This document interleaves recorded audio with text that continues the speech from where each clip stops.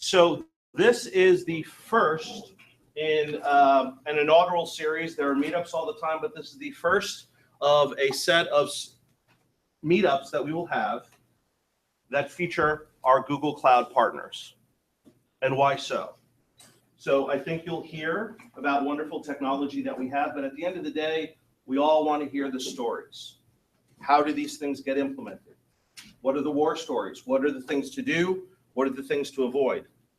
What are the best practices? And so we are turning to our partners to help fill that out. I think there could be a great community here in New York talking a lot more about Google Cloud. And so that starts tonight. This is the inaugural partner meetup session. So our first partner in the session, I'm thrilled to have CI&T here. They are a digital technology agency, and I work with them quite closely. I'm their partner manager. They've been at this for 20 years. It's quite an international crew, as you can tell from the Brazilian music, the Korean barbecue in the back, and I think you owe me a caipirinha later, right? Yes. Yeah, here we go. Okay. So they've been a Google partner for many years. In fact, they even do work for Google on occasion. And they've been Google Partner of the Year 3 years in a row in 3 different categories. So they cover a wide breadth of what we do. And I think the last one that you got was most Googly partner. There you go. Which to us means something. It means that we have the same values and the same culture and the same approach, and obviously grounded in great technical skills. So we're thrilled to have them be here today to talk about machine learning, which is a hot topic, and they certainly have the expertise in that. So I encourage you to make this very interactive, get into the dialogue, understand what works, what doesn't work, and Mars and team will take it through that. But first, I'll hand it over to Jen. And thanks all for being here. Thank you. I'll come back here. Hi, can everyone hear me? Yes. Hi, thanks so much. Thanks, Paul, and thanks to Google for welcoming us tonight. This is super exciting for us. Paul gave you a little bit of background on who we are. I'm gonna quickly buzz through this so that we can get to the meat. But again, I think in the promo for this event, we said, let's stop talking and get started or get going. So that's the name of the game. I'm gonna not talk too much. The time has come. So again, we are a global digital technology agency, or we like to think of ourselves as a partner, a strategic partner. It's how we work with all of our customers. For those of you who don't know us, CI&T has been around. I'm going to be doing this really fast since we talked about this. We have 2,500 experts around the world, most of them based in this incredible hub in the state of Sao Paulo in Brazil. Over 100 Google Cloud certified experts, right? So we think it's one of the biggest teams in the world. Paul, you can let us know if that's true or not. Again, born in Brazil, we have offices here in the US. I sit here, again, Jen Halpin. I sit here in New York. You know, we're really proud to be a great place to work. So you should all know that. In Brazil, we've been nominated 10 times. People stay with us. The company's been around. Bruno is over here, our co-founder and president in the US. An incredible thing just to say about the company, we have like the lowest attrition rate in the industry, something we're really proud of. People tend to stay. We are proud to be having technology partnerships with other companies besides Google. And of course, our specializations in machine learning, computer vision, you'll see a little bit about this today, some of the demos we have to show, smart assistants, API-driven architectures, advanced analytics, and of course, IoT. And we work with the world's biggest brands, so proudly with Google, Coca-Cola, Johnson & Johnson, Itaú is the largest bank in Brazil. So just moving forward here. We like to say that we give giants nimble feet, right? So again, think about the challenges of these giant companies. How can we work with them in such a way that we manage we help big companies move fast. We understand that they have complexity. We help bring predictability to that inside Coca-Cola, GE, Motorola, and then figuring out how you can bring ideas from from just really just sort of being out there in the world to the market as fast as possible and that global scale. It's kind of where the sweet spot. And just a quick look at some of our logos, our partners. Some of the new ones here in the US, of course, Kohl's is a new customer. Maybe you guys will touch on this. So I'll just keep going. Again, what did we say today was called? Stop talking and get going. So with that, I'm pleased to introduce Mauro Cyrillo, who's our VP of Products and Cognitive Solutions. Thank you, Jen. So yes, thank you. I've been with the company for almost 19 years, so that attrition thing is pretty serious. As Paul mentioned, we were nominated and awarded 3 times in a row, and I'm very proud of the latest one, which is the most googly one. I still have it at my house. I refuse to give it away. Like, it's there and a reminder of our relationship with Google. And I've been responsible for the partnership since 2012, when I also started, let's start my watch here so that I don't speak too much. I started to manage the partnership and also started to head the machine learning back in 2012. So we have some history already.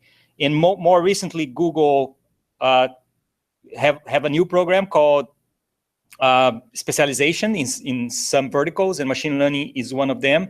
And CI&T is one of the first partners to be recognized as having the capability. So machine learning, I spoke with some of you, so I noticed there are different levels of expertise in machine learning. By no means I want to teach anyone here, but just to level the ground about machine learning. So let's talk about the differences, right? So there's a lot of confusion. Is AI, machine learning, and deep learning the same thing? They're not the same thing, but they are part of the same thing. The overarching field is artificial intelligence. And that's us humans trying to make machines, computers, kind of behave like humans when they approach problems, right? The human intuition, put that in the machine. And that started in 55. You know, Rosenblatt, one of the first person to deal with the perceptron, right? They were trying to do computer vision. Back then, it was very hard. They modeled the brain just one layer of neurons, and it was very inefficient. But he had intuition already that if you put more layers in the network, you would be able to get to more abstractions. But there was no computing power back then, right? So that in the 60s, more or less, people started to write, specialists started to write that this is not going anywhere. And everyone was skeptical. Then the AI winter, as we know, started. And it was basically frozen for a while, right? Then in the 90s, more or less, like very narrow problems were tackled. For instance, winning the chess play with the Deep Blue one, right? That was a big challenge, but very narrow. It's just playing chess. Spam filters in your emails, very narrow. So people were using a lot less computer power than would be needed for neural nets, but it was very specific. So you have specific algorithms for that. Deep learning only really came to fruition much later, to 2010, 12, when the researchers said, well, we can go back to those ideas from Rosenblatt and now put a lot of layers. In fact, 3 layers was the first attempt, a lot of computing power, and then you put some images of cats and dogs, trying to classify between them, a problem that wasn't solved before, and all of a sudden you could do that, right?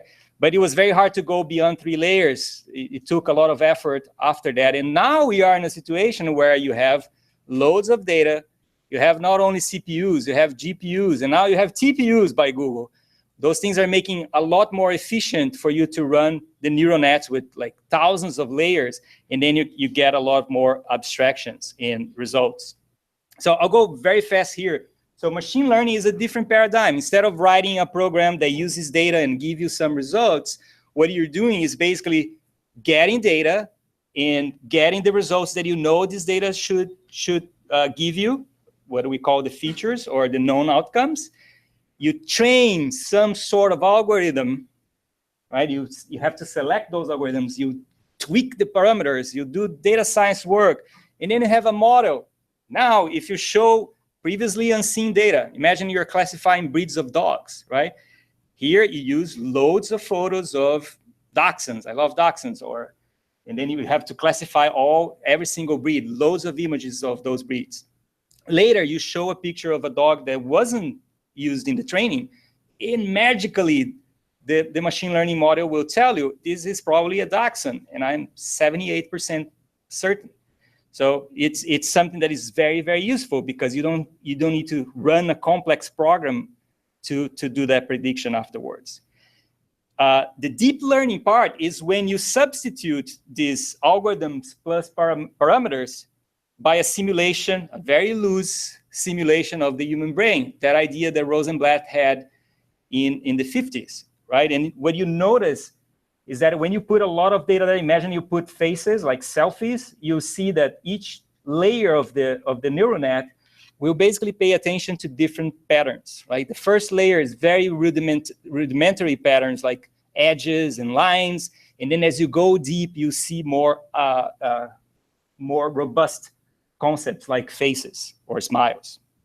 So just wanted to, I know it was very fast, but just to put in perspective, when we say AI, ML, deep learning, we're essentially talking about the same thing, but the approaches changes depending on the problem you have to solve.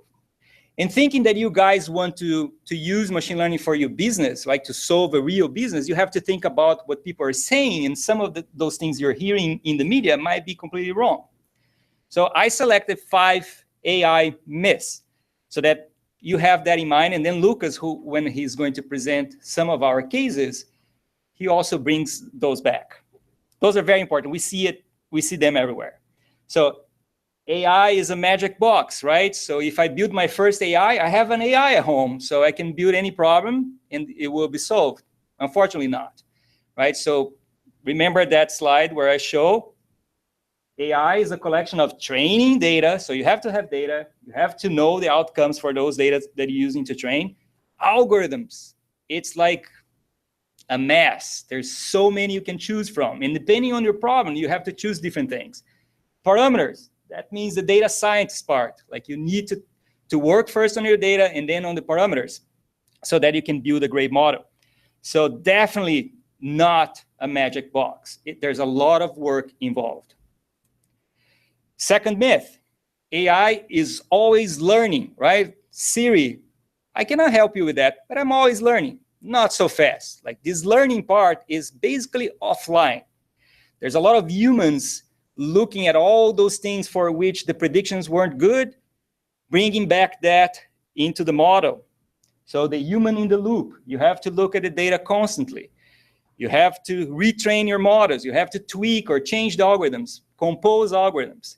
It's definitely not a machine that learns by itself. Disclaimer, there are certain models that can be online training.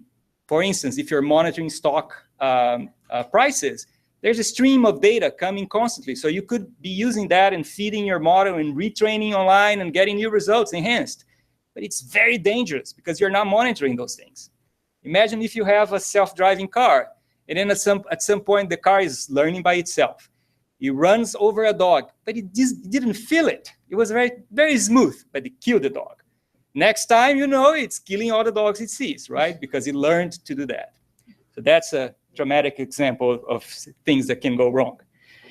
So UX is irrelevant for machine learning.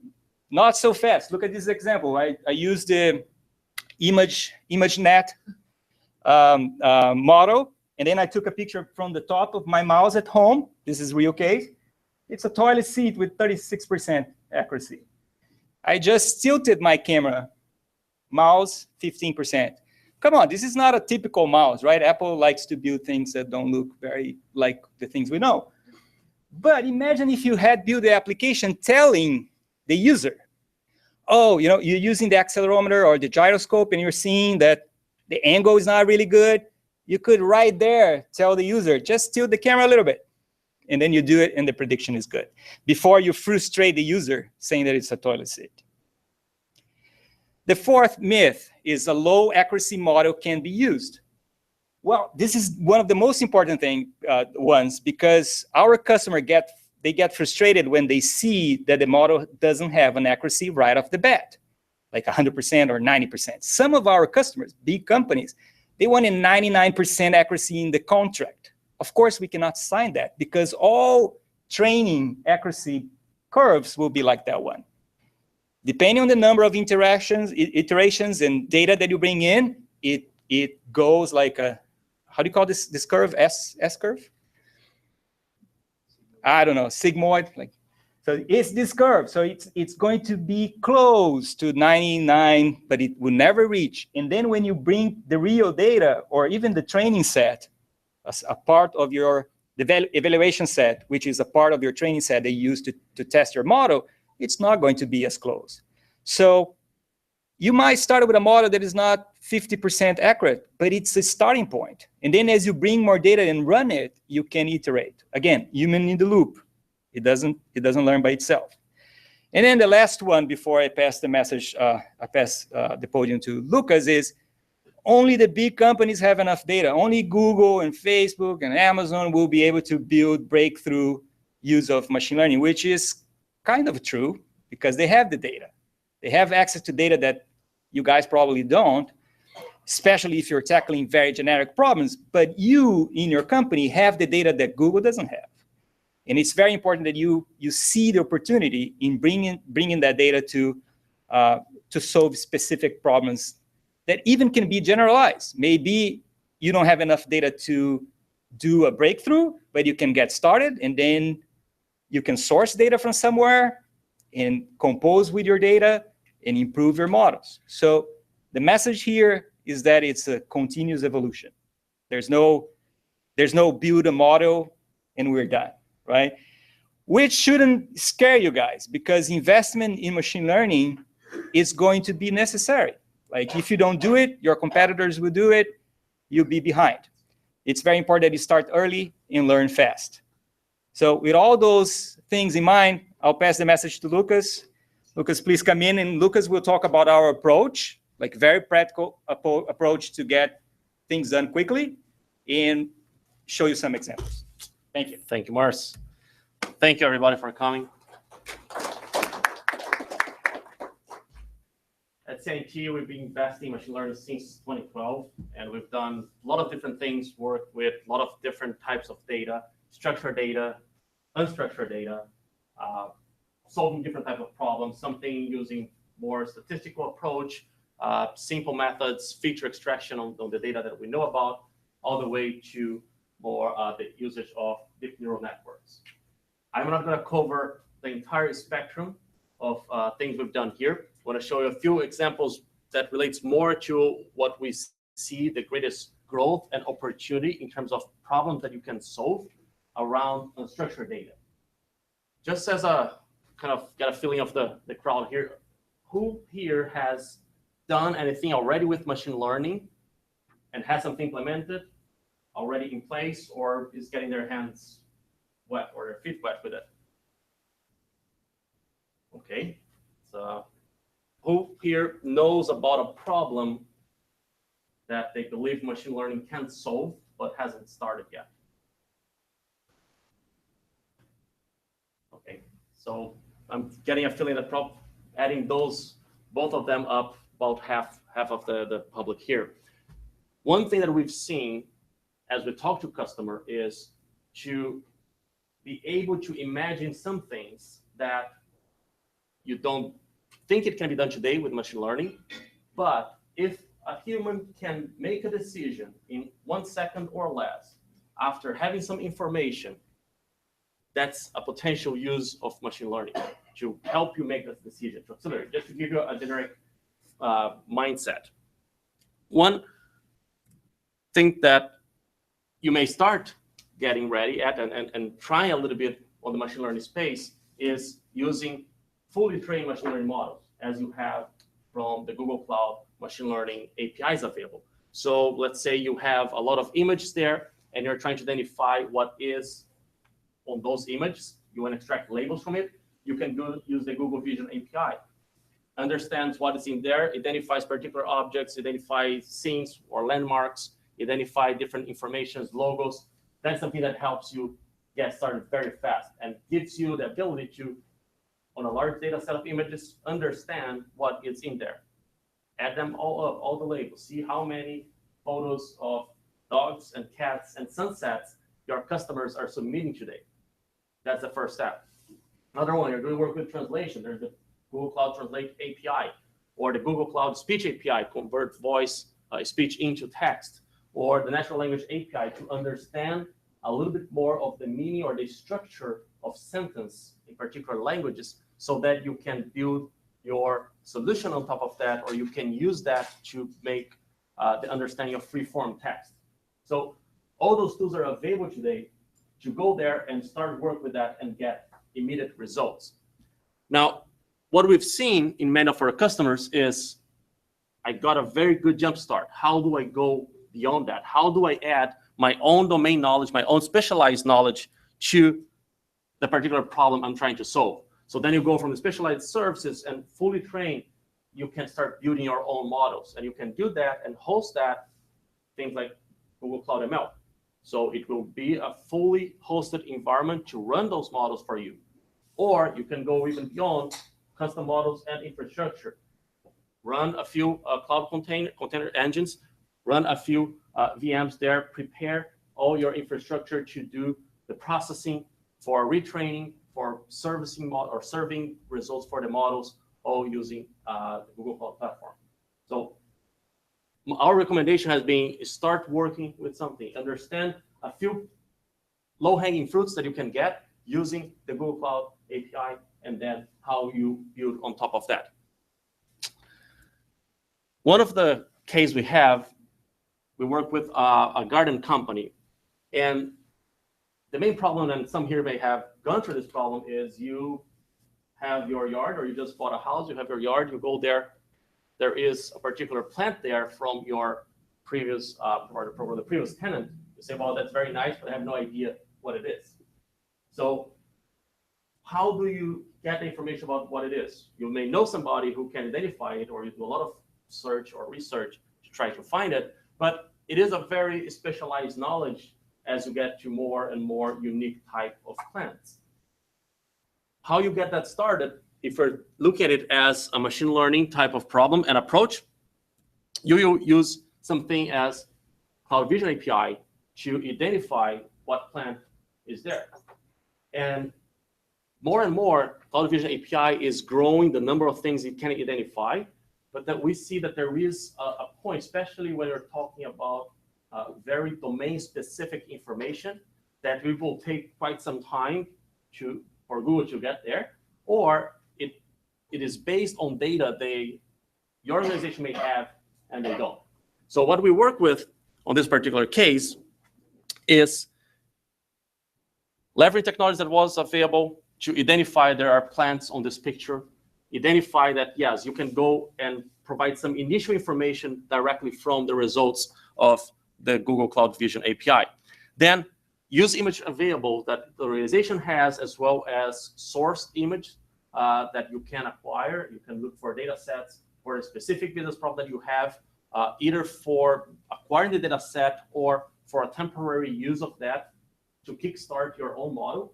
That's an approach that we've seen that works well. Sometimes you just need to license it for a period of time that generates your own model, and that model later will be your inception point for further training, and you don't need the original data set anymore. So that's another approach that we've used on this case.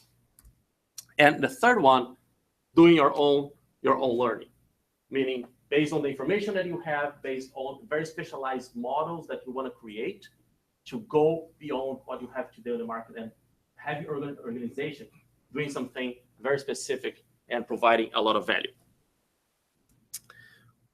Before we go back to the approach here, let me switch and do a few things here.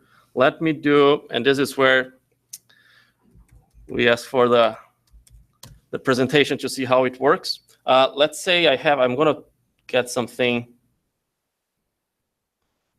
Let's see some images. If you have a very specialized plant, let's say a very unique plant in your garden. What is the name of this one? Monkshood. I don't know if anybody here has monkshood at their garden.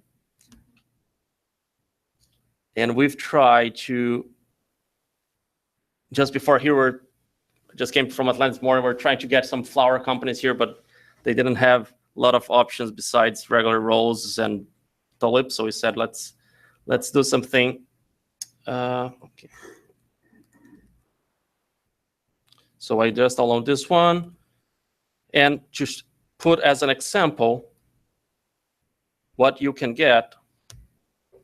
Lots of information that you can get today already with Cloud Vision API. So it brings some good information that it is a plant. Oops, this is very small there. It's hard to read. Better. It is a flower, it is a plant. It starts to bring more information about what it may be. It has an eye, and so forth. So this is everything that you can get today already, right out of the bat. And if you already have a data set of images, you can pass it through entirely through the Google Vision API. But for this particular case, it doesn't really solve the problem because it requires more specialized knowledge. So we built for them a model, and we'll see how it works on image that I just got during a demo from a presentation. So the model for this particular organization is looking for specialized types of plants. We've got close to 100 plants. Usually those are garden plants that with more than 80% accuracy. And then the total number trained already is 300 plants that people will have on their yards. And what it does is, using a training model specific for that context, first identify, is there a plant there? We don't need to train a model about what is a plant, what is not. We can use Google Vision API for that. But when we know there is a plant, there is a flower, which type it is? And it goes through this particular model and giving 81% probability that that's a monk's hood, and then there are other ones that show up here. So look at it as, again, the problem that you have, information that you get right off the bat from the Google Cloud Vision API, and how do you augment that? How do you start creating orchestration of models to bring specialized domain knowledge to the solution? Every organization has specialized knowledge. Every organization has a domain knowledge. How can you start building those together to bring great benefits for your users? Lucas, can you provide a little bit more details on how many pictures were used to train this model, like a little bit more of the volumes there? This one that is deployed here, this is not the final model. This one that is deployed here is about 150,000 images across the 300 types of plants. Newer models are getting more than that. I don't have the latest count for that. That is trained all on the Google Cloud platform, and the model is served using the App Engine Flex environment. So not trying to go much technical, but balancing a little bit of both.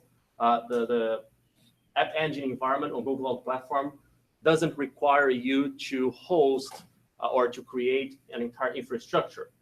You can put services there and deploy the model there, so we can have lots of people hitting the service, and it will scale horizontally to all of that. One of the interesting things that Mars mentioned, human in the loop.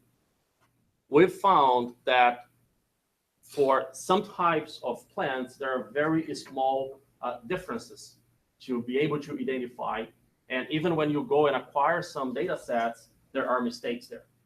So it is important, as you're working with specific domain knowledge, to have people who will be available to maybe not to evaluate your entire data set, but to make the call when you have, well, my model is saying this, I have 2 or 3 users complaining about it, who is going to come in and say, yes, this is the right solution, and then that will fit the model once again. So that feedback loop is important even for you as someone who is trying to bring a solution to your business or trying to implement the model, to think about what are the ways that I can collect feedback? How can I make it, even from a user experience perspective, how can I make it such in a way that my users, my customers want to provide feedback? because that is the value of that interaction. We see machine learning more and more as user experience together with the model. If you try to focus only on the model, you may get, or it may take a long time to get where you want. When you start mixing user experience and the model, you can get there much faster by either guiding the user or getting a lot of training information directly from your users. Any other questions? Yeah, so overall, what is the differential between the efficacy from the free model in the API versus the custom built model? What's the difference? Yeah, like how much more effective? So a lot of those plans, they don't show up on the Google Cloud Vision API because there is not training data for that. The information that's being used there will not get to the point of specialization that it knows what you want. I will give another example. Let's say you are from a retail company and you have people taking photos of what they're wearing today. And today you can put that on Google Cloud Vision and we'll tell you, yes, I'm wearing a sport jacket, I'm wearing pants and shoes, but it won't say that this is from the 2015 collection, summer collection for this particular brand.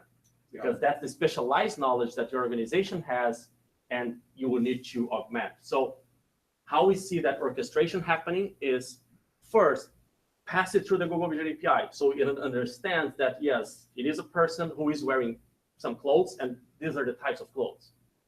So you don't have to work on training models to identify what is a cloth, what is not. After you know that there is what you want there, then you pass it through a specialized to understand what type of clothes, what collection it is, who made it, and other information. Got it. Yeah, based on like the proprietary data. Yes, correct. It's important to mention that this model is in TensorFlow. Yes, this is a neural networks, TensorFlow, as I mentioned, running on Google Cloud.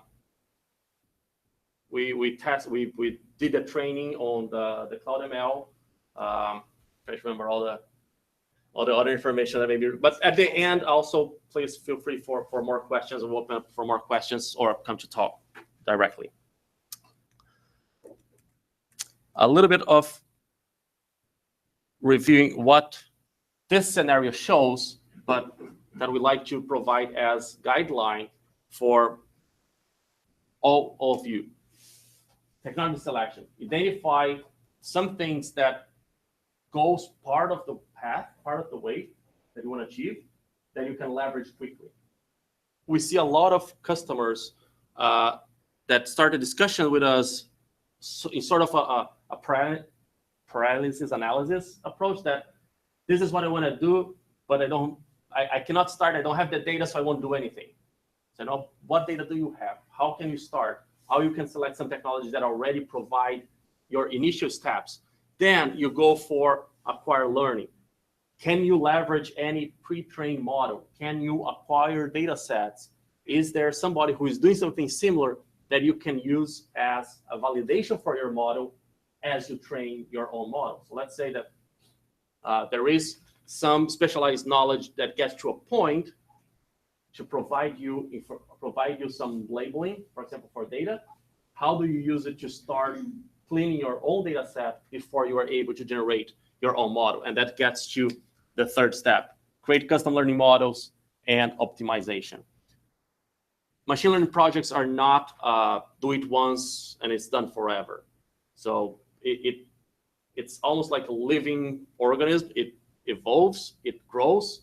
It may start growing to a direction that you don't want. You need to come back and change. The way it's being used may be different over time.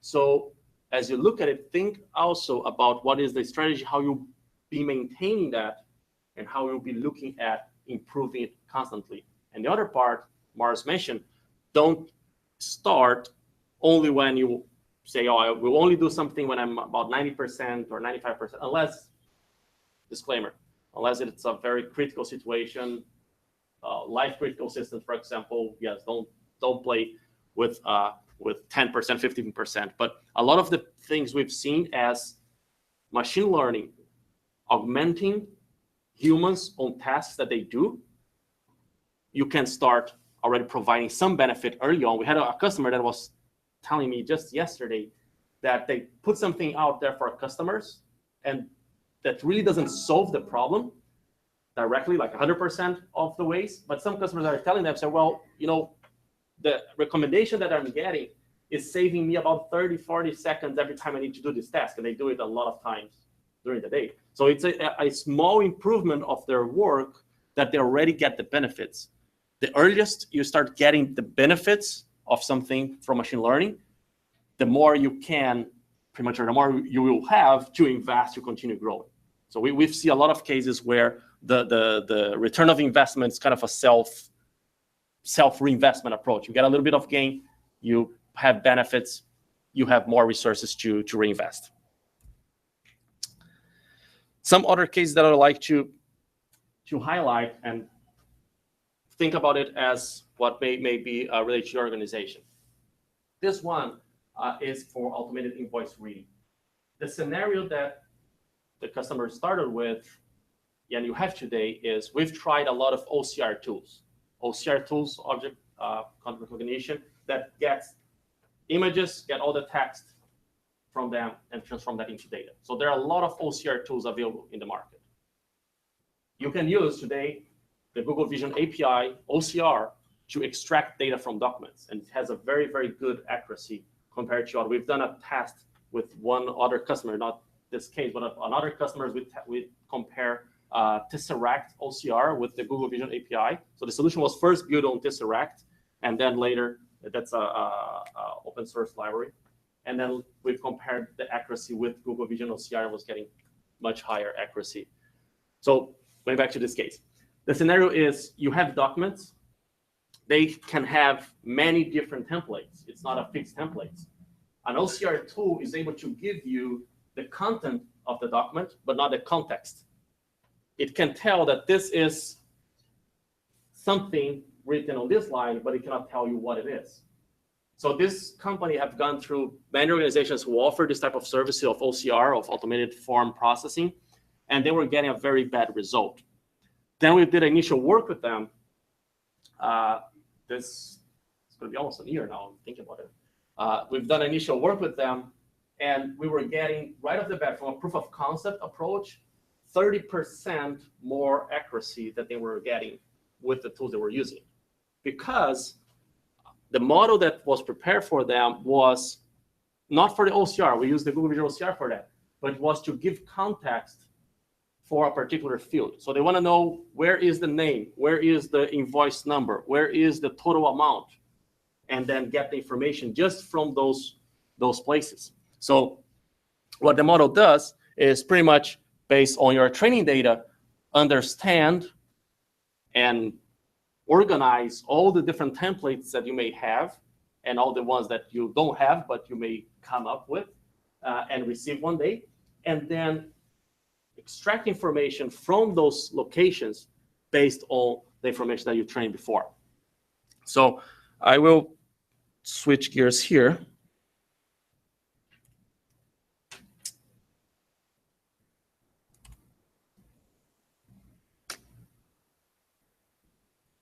I think it's clear enough. Lucas, just a comment about it. So it's very important to notice this is a very hard problem to solve. Like when you think about invoices, like things could be in anything, right?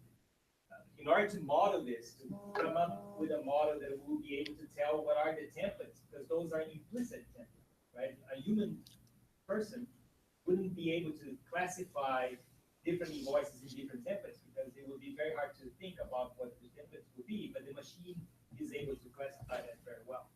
It's when you look at it, especially working like Lucas is going to show, it seems like, that should be easy to do, but it's not.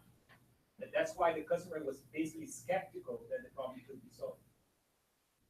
Yep, so I'm taking a picture here from an invoice I download on the internet, meaning that it hasn't seen before. And this is using the model back from last year. Since last year, this has been continued to improve with the customer as we get feedback. So what it does is gets the image and then get some information about it, issue name, invoice, and invoice date and amount. And here it has the image. So let's see. I realize it's not changing on this side. Date is May 16, 2011. Amount is 50. Oh, I can read here. This was Bahia Bay Community Association. Yep, so we got the invoice date here is on the Brazilian format. So you can see it's May 16, 2011. And this, what it starts to do, let me get another one. Let's see how this one will work.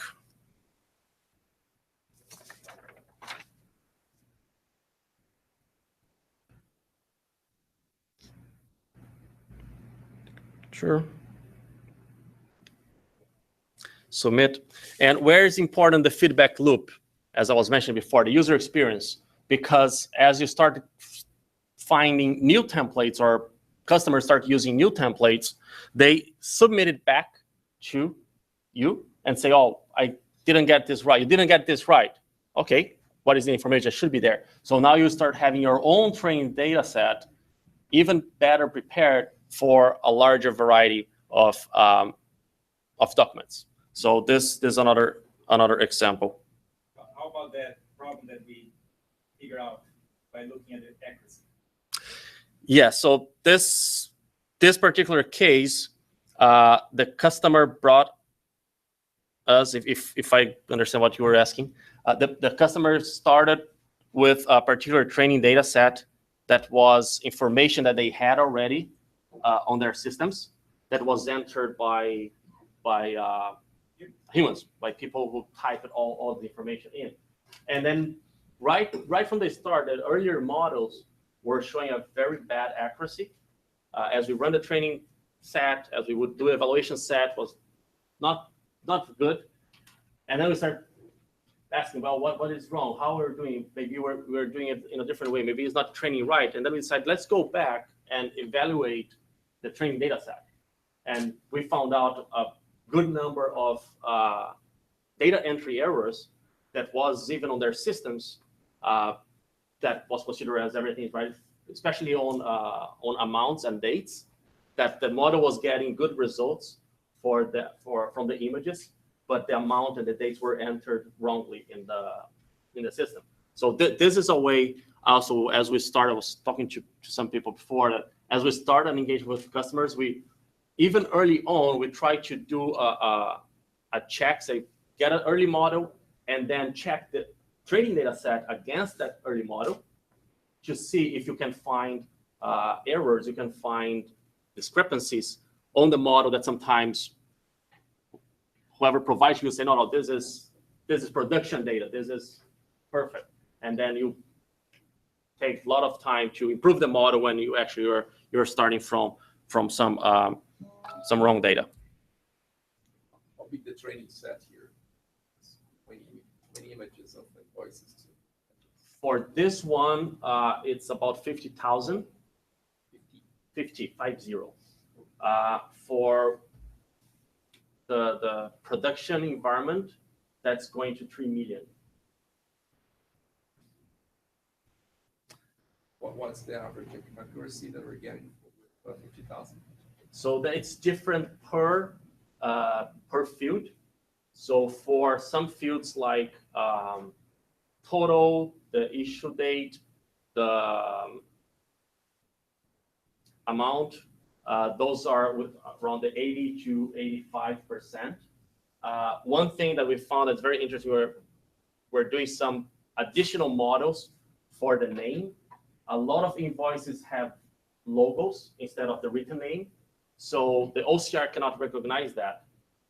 We already were able to improve by using the Google Vision API that has a logo detection to get the company name from the logo detection tool. And then for those more obscure logos, we have a custom trained model for them to do logo detection for that data set, because that's one that we found the information is not actually there in text format. So the model doesn't get it. This is another case that a company receives lots of images from customers, and they were trying to understand what is in there. So why are people submitting those images? And we use Google Vision API to extract all the labels. So let's say everybody who is submitting pictures on Thanksgiving, they're submitting photos of the nice dinner they had, and get more information about their customers. And going beyond that, one thing that relates to this particular case is Google Vision API brings you specific labels, but sometimes it doesn't really go beyond that. You cannot group that information in other ways. So what we're looking on this case here is for semantic grouping of labels, so that you have a lot of pictures that show dogs and cats. If you just group by what Google Vision API provides you, you have 100,000 photos of dogs, 100,000 photos of cats. But for your context, both of them mean pets. So how do you have a different model that takes into consideration every label that Google Vision provides and do a semantic similarity for the domains that you want? So group them together into particular way and cluster. It's a very straightforward approach. This one here, let's see how it.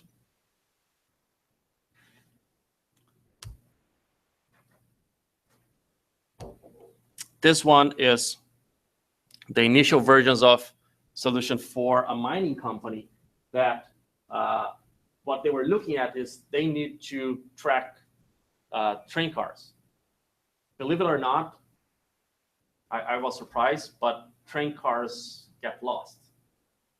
That's a big thing in mining company. I've heard from other companies in the US that like the entire oil car gets lost. So there has been lots of discussion around how to do better tracking of it. And one of the approaches is to implement an IoT solution that tags every car, and it gets expensive very fast. So this is one that we're doing with them that reads, it's a camera on a Raspberry Pi sitting on different checkpoints and automatically reading. That's an actual speed that the train car is passing by, and reading from each one of the cars what is the number and recording that. So this is a way, as I mentioned before, experimenting, trying it early. Is it 100% correct in this case here? It is not at this iteration, but you start identifying what is happening. Maybe you already identified that some cars lost their paint. So now you have an alternate scenario that if you cannot identify, see if you need to go and fix that and do some maintenance, because perhaps there is some corrosion going on. So as you start experimenting, you will identify a lot of new scenarios and a lot of new possibilities where that can take you. And also, like, the model can be specialized so that it can detect if it's foggy, if it's night. So there's so many layers of complexity that it can bring. But it's a lot cheaper than the 3-letter company, big consultancy company, who proposed you should put a device in every car, right? It would be a lot more expensive to do the IoT solution. One other, and I think I'm a little bit over my time here, but it gets interesting, get excited to talk about it. But we can talk more about it later too. There are 2 samples here for smart agents. So this is when we talk about natural language processing. This particular scenario is, think of, you have your data lake today. You may have already a BI tool connected to that data lake that provides report. People can go there and extract information. So you set up, aggregated all your data in BigQuery, and now you have to find some reports to extract data. But there may be situations where someone needs to know one information. They want to know how were our sales last week. There are 2 approaches of that. One we work with customers is to do, from a chatbot perspective, agents that can go integrate with their data lake and extract specific information, type of question, one question, one answer, for a way of getting the data.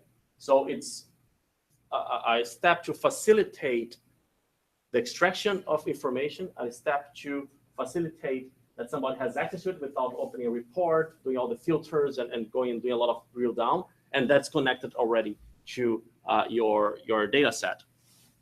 So here, let's try a particular example here.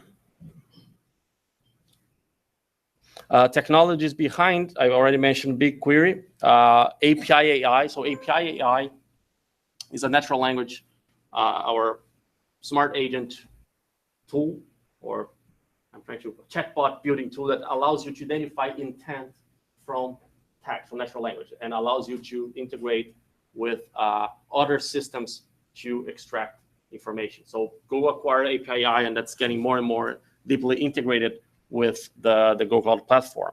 So what we're looking at here is, let's say, how many activations were last month.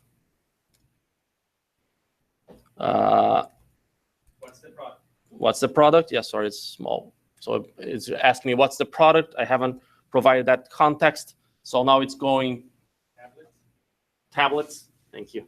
I forgot it. And say now activations on 2017, 5/1 to the 31st of May for tablet were 19,000 and so forth. So how you start integrating that with your data lake and extract specific information. So this is one example that in one context. Another context, you can see it integrated with Slack, where this is going to be small. Same technology stack, right? Still API AI, but now having the front end as Slack.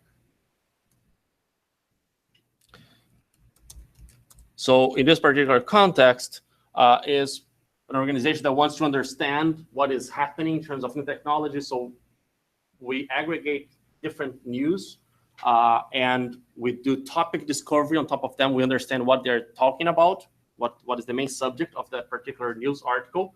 We do summarization of it, so we can provide a quick information. So what's new? Just a second, I would check. Most frequent topics this week were energy technology, U.S. Department, carbon dioxide, and so forth. I want to say yes. I want to know more about water, and then it will bring me the latest articles on water that it found out, and a little summary extracted from the text, from the article, that identifies these are the most important things that we believe from that article, so I can have a quick look or click on the link and investigate further. Just important to notice that those articles are about water. This is also like we do the discovery of that topic. It's not simply because you see it doesn't appear on the title, it doesn't even appear in the summary, but the topic water is an integral part of those documents. That's why they were determined. So there's machine learning there to figure out what those topics are. This one, I'm asking what's trending and ask for some context over the last 3 months. And then it will identify, so electricity, on this particular data set, a lot of articles around electricity topic have been, or that's the topic that has increased largest number of mentions. So this is, again, to bring you ideas on how to implement some of solutions with organizations having machine learning behind the scenes. You have 2 or 3 questions and answers here. What is involved? As I mentioned, natural language processing to understand what the user is doing, understanding the context, and if it doesn't have the full information, ask for more information. There is the aggregation of all that data using topic identification, as well as the article summarization for this.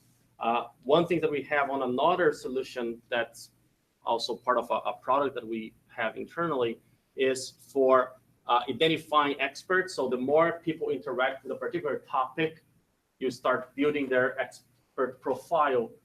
They do a lot of that. They talk a lot about that. So they must have some expertise on it. Somebody asks, who should I ask? Who should I talk to about carbon dioxide? Then it will tell whoever that person is that is the one most involved with that topic. So I have a question. So in the earlier example that you said you use API AI for that? Yes. So just wondering for organizations who want to start going down that road, what kind of existing data do they need to prepare in order to build that kind of capability? Okay. So for the conversational part, there is an important aspect of user experience. We see more and more even the figure of script writers to define or design what should be the experience with the user. One thing you want to know first is don't try to have a chatbot that covers the entire universe. Identify what is the most important scenario that you want to solve and start with that one.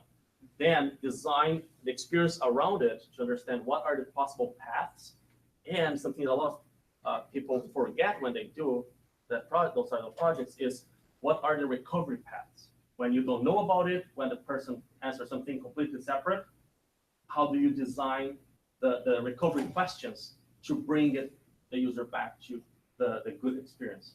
So what you may want to know today is for what purpose, the main purpose that you want to solve, and what is the different ways that people ask for that. On a case that we have with a customer for a call center, they already have lots of things mapped, or it's not the chat, but they have tickets mapped. So you can extract information from the tickets. Another one that I won't present here. And the extraction can be automated as well. It doesn't. Yes. It doesn't mean it's manual. Another one I will do is I will talk a little bit about it, but it's not ready for a demo. That it's a problem we're working on also, is automatically generating questions from knowledge base. So if you have manuals, if you have Q&A web page, if you have documents, that we have a model to generate questions based on that. All the different ways you can ask that's the answer. And that is what fits the natural language, the API AI, to say, these are all the different questions that can be made about this particular topic. Thank you. Yeah, so the secret to make API AI work well is not to create the questions, because anyone can go there and feed API AI with questions and answers. I think the beauty to make it work well is to engineer the flows of conversations. That can be, like as Lucas said, there are certain questions that needs to answers that will lead to a different treatment. So you have to be mapping those and do some sort of feedback loop so that it's improving over time. Then it becomes a chatbot that doesn't frustrate all the time. I think, Because most ones don't. yeah, probably everyone here has a frustrating experience with a chatbot, right? It's not answering all the questions, and sometimes not even answering things that you expected. Yeah, and a strategy also is, remember the machine learning first as augmentation of capabilities. So if you have today a call center that receives chat requests, and you find that this is the type of request, the first one that most people do, you can have, and the way we approach is always having a system who routes it. So if it is an intent, if it is a question that we have automated, that goes through the chatbot. If it is a question that cannot really understand, it goes the normal route. So this is where the investment on machine learning starts to pay itself, because then you say, all right, I'm going to augment for this particular scenario and start solving that one very well. All the other ones continue to go the same route until I found what's my next one, and my next one, and my next one, and then you get value incrementally. If you try to go like a big bang launch, we've seen that that's either will take a long time or you may get bad results out of the gate. So always look for the user experience tied with the model and how one helps the other. I see. So it could be, for example, the most frequently asked question is, like, what is my account balance? Yes. So maybe start with that, Yes. and then question expand, but you can already realize the savings by just answering that simple question upfront. Correct. Right, exactly. So I just got a video a couple days ago about an Asian playing 4-year-old. Who has seen this one? Have you seen this one? Incredible. It's 4-year-old playing piano like I couldn't. So that's for me. It's much. Probably he only plays that song very well. better than most people in the world. Before you go, that's machine learning today. Right? So it's solving problems better than whatever technology we have today, but it's narrow, right? So it can. So if you wait to a time like when it can get 100% accuracy, 99% accuracy on everything, you never get yourself into the pool, right? So what we're saying is that get it in an approach that go slow, and you still have benefits and value to extract out of that, like those customers are doing, breaking it, and then you are improving and you're tuning your own models. Then you're being on top of the game compared to your competitors. When this 4-year-old is a 20-year-old, then would be doing everything better than anyone else. So that's the approach that we recommend because we're like start. There's already capabilities here that can be seized and put to work, and no problem in the next 3 to 4 or 5 years. This will be something else. Open for questions. More questions and answers. When you talk about the feedback, do you mean literally, because in terms of, say, specifically a chatbot, if you offer the ability for a customer or a visitor or somebody who's using the chatbot, offer feedback, or you're just speaking more in like general terms? Or do you think that that's a good idea to say, you want to get feedback on this experience?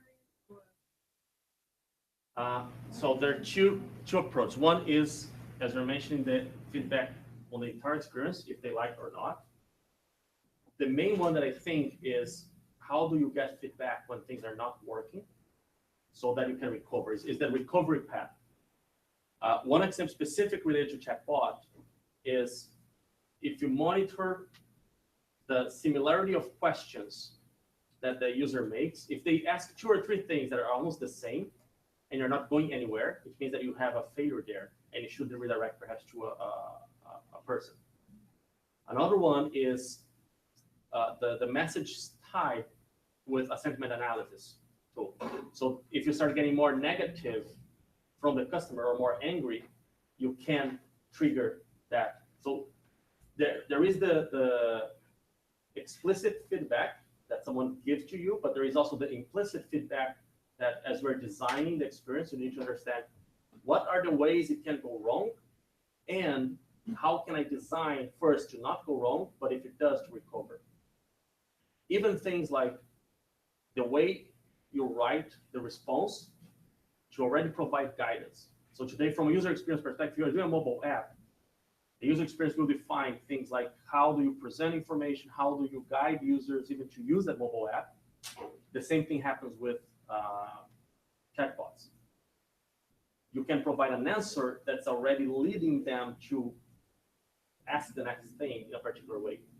Or if you don't understand, like from a chatbot perspective, saying, well, I haven't really understood this way.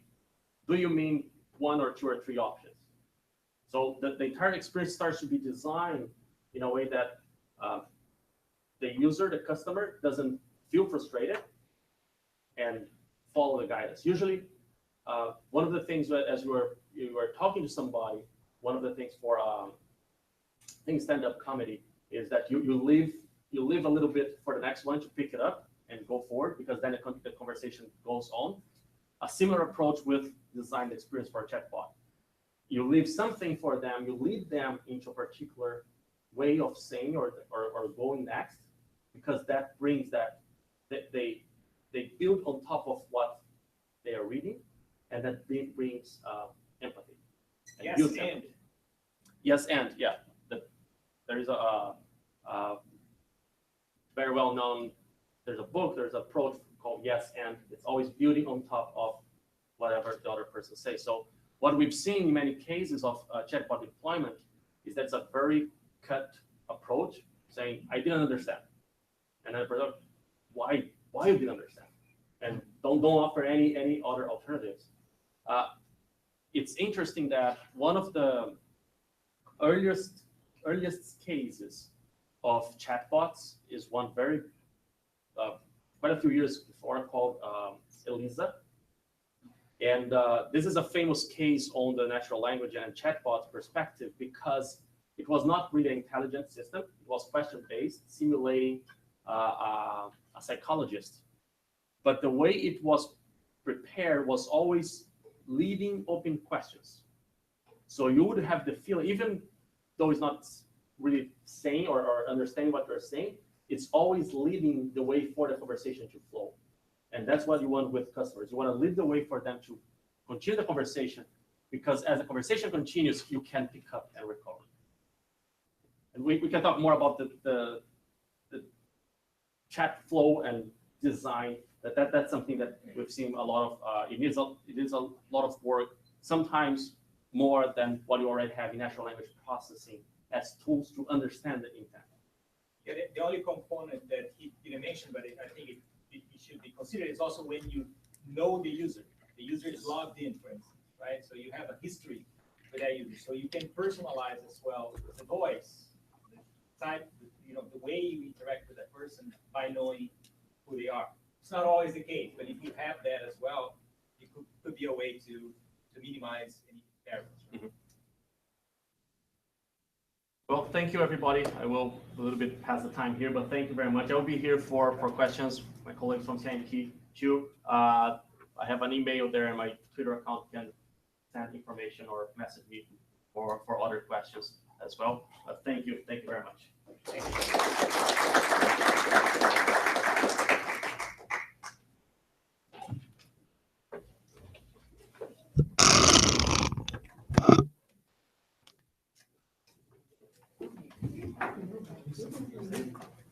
So you said that you were working with a machine learning? Yeah, that's right.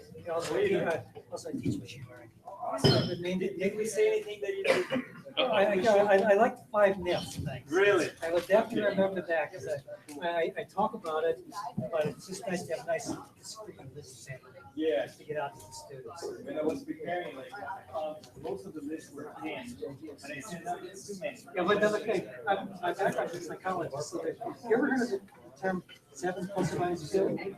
I thought about it 7. I should. Exactly. There's actually a famous paper saying that's the number of points.